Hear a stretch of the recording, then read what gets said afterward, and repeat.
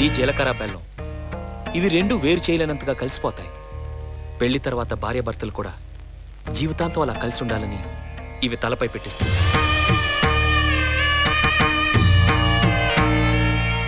ఇది మంగళసూత్రం. మంగళం అంటే పవిత్రత, సూత్రం అంటే తాడు. పుట్టింటికెళ్తే అత్తారింటిని, అత్తారింటికెళ్తే పుట్టింటిని మర్చిపోకూడదనే 2 బొట్లున్న తాళిని మెడలో కట్టిస్తారు. ఇది మెడలో పడగానే పెళ్లి అగ్ని కంటే పవిత్రం అవుతుంది.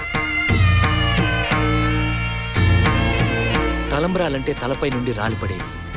ఆ ఇంట్లో సిరి సంపదలు కూడా అలా వచ్చి పడాలనే తలంబ్రాలు పోయిస్తారు. 7 అడుగుల్లో ప్రతి అడుగుకి ఒక అర్థం ఉంది.